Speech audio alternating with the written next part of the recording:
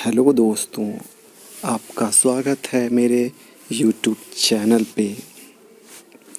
जैसा कि आप लोगों ने पहली पार्ट में देखा था कि किस प्रकार से उस हॉस्टल के पीछे कब्रिस्तान में धनंजय और धनंजय के दोस्त को किस प्रकार से वो चुड़ैल मौत के घाट उतार देती है। और आज मैं आपको उसके पार्ट 2 आपके लिए लेकर आया हूँ। तो दिल थाम के बैठिए और कहानी का लुत्फ़ उठाइए। आप अपने कानों में हेडफोन ज़रूर लगाएं ताकि कहानी की एक्सपीरियंस और मज़ा ज़्यादा अच्छे से कर सकें।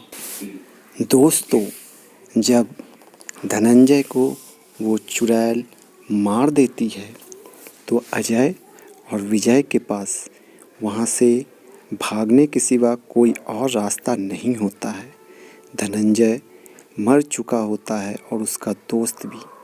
अब अजय और विजय ये देखकर बहुत ज़्यादा डर चुके होते हैं। इतने डर चुके होते हैं कि उन्हें कुछ भी समझ में नहीं आ रहा था कि वो करें क्या। वो दोनों गेट की तरफ तेज़ी से दौड़ कर भागे और भागते भागते विजय गिर जाता है। उसे समझ में नहीं आता कि आखिर वो किस चीज़ से टकराया था।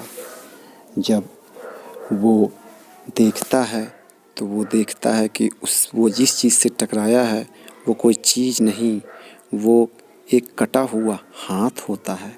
उस हाथ को देख के वो बहुत डर जाता है और पुनः उठ के भागने की कोशिश करता है।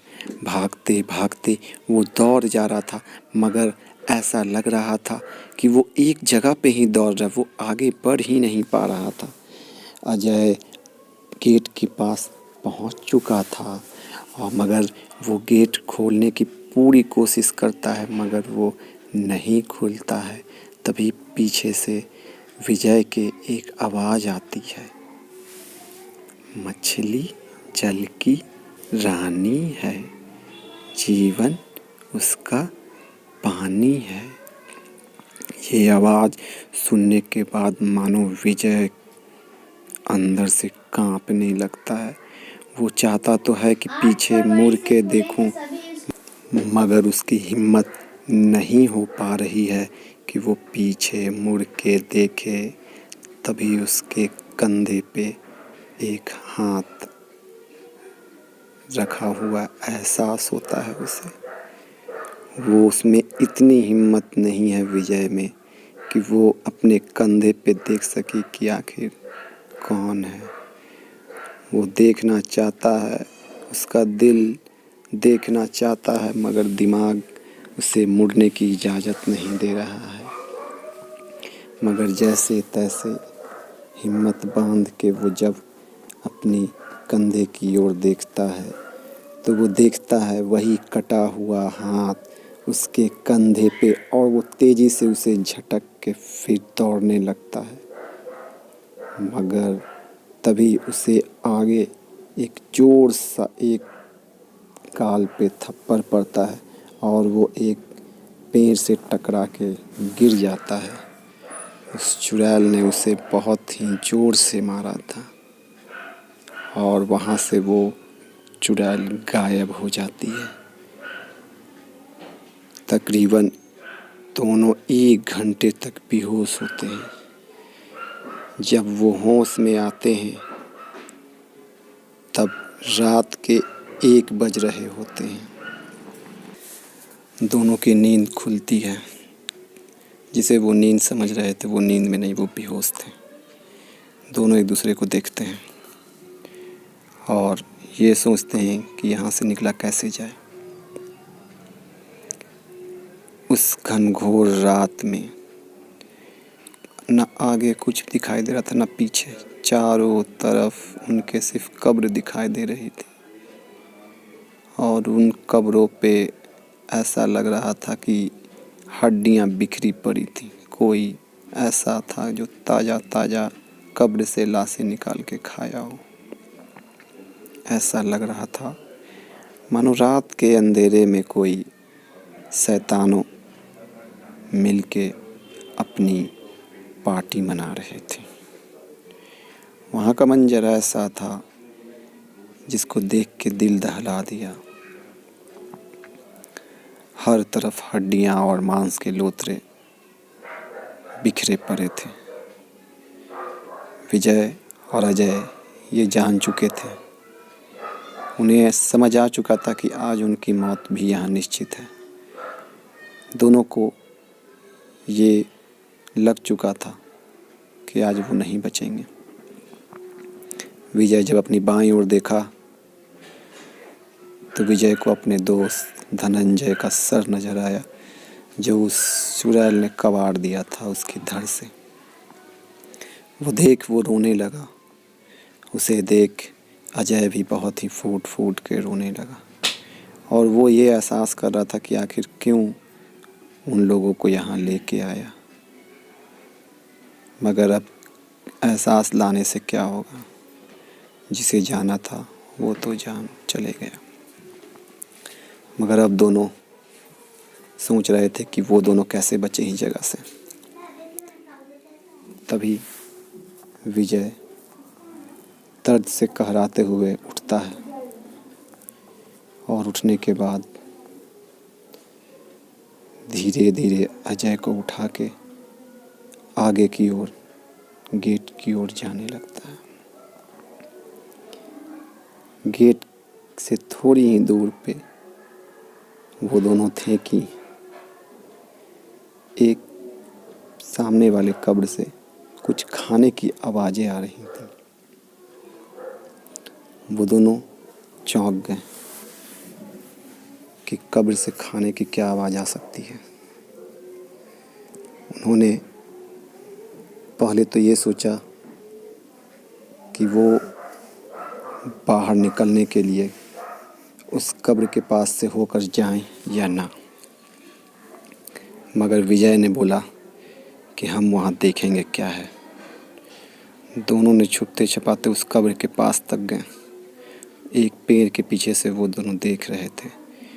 उन्हें वही चुड़ैल नजर आई जिसने धनंजय का गर्दन उखाड़ दिया था। वो चुड़ैल धनंजय के बॉडी को चबा चबा के खा रही थी। ये देख उन दोनों की हलक सूख गई थी। बहुत ही बेरहमी से धनंजय का मांस वो खा रही थी। इतनी बेरहमी से कोई भी देख के किसी का भी कलेजा पसीज जाए।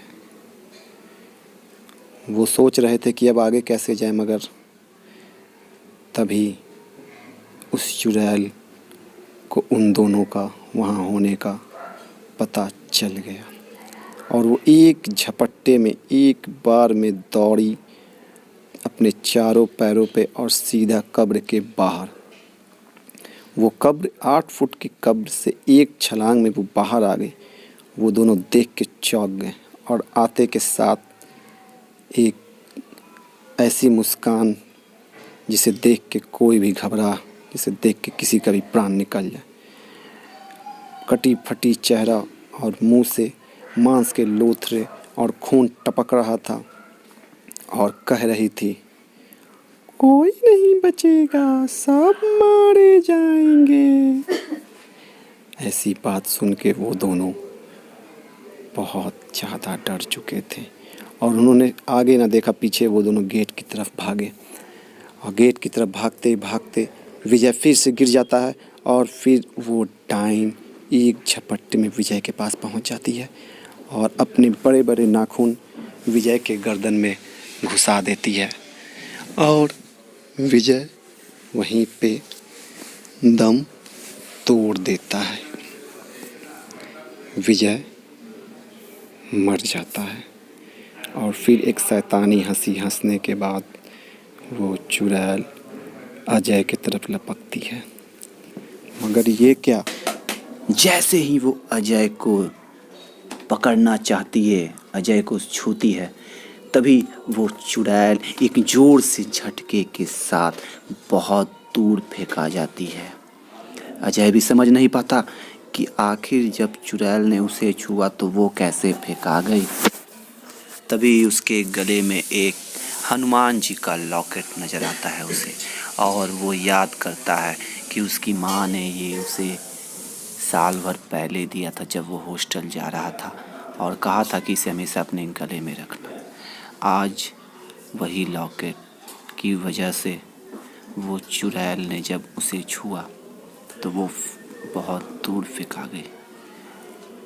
चुड़ैल फिर उठी और फिर अपने चारों कदमों से वो अजय के गोलाकार चक्कर काटने लगी, और वो ये सोच रही होगी कि आखिर ये क्या था।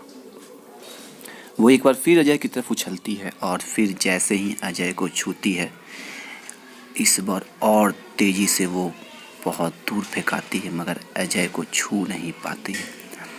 अजय पूरी तरह समझ जाता है कि माजरा क्या है।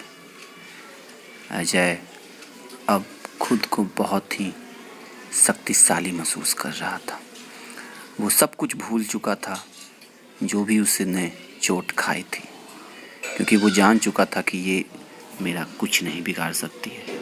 और अजय वहीं पास में रखी हुई एक कुल्हाड़ी उठा के उसके पीछे दौड़ता है। अब अजय उसके पीछे और चुड़ैल आगे। चुड़ैल भाग रही है, अजय से भाग रही है, और एक वार करता है अजय और उस चुड़ैल की मुंडी धड़ से अलग। मगर ये क्या, मुंडी अलग होने के बाद भी उसकी धड़ अभी भी भाग रही है, और उसकी मुंडी जो कट चुकी है उससे आवाज़ आ रही है, कोई नहीं बचेगा, सब मारे जाएंगे। अजय ये देख के सोच रहा था कि आखिर इसे मारा कैसे जाए। तभी उसे ख्याल आता है कि ऐसी चुड़ैल पीड़ितों को आग में जलाने से मारा जा सकता है, और वो आग जलाता है और उस चुड़ैल की मुंडी को उस आग में डाल देता है, और वो चुड़ैल जल के राख हो जाती है। और जैसे ही उसकी मुंडी को आग में, उसकी धड़ में खुद ब खुद आग लग जाता है और वो चुड़ैल मर जाती है। यहाँ अजय चैन की सांस लेता है और उस कब्रिस्तान की गेट खुद ब खुद खुल जाती है, और जितने मासूम लोगों को उस चुड़ैल ने मारा था उन सब की आत्माएं अजय को दिखाई देती हैं, जिन्हें मुक्ति मिल गई थी, और वो अजय को धन्यवाद कर रही थी। अजय उन आत्माओं को देख रहा था आसमान की तरफ जाते हुए, और अजय लौट आता है अपने घर पे। दोस्तों, अगर ये कहानी आपको अच्छी लगी तो प्लीज़ मेरे चैनल को लाइक और सब्सक्राइब करें, कमेंट ज़रूर करें। धन्यवाद।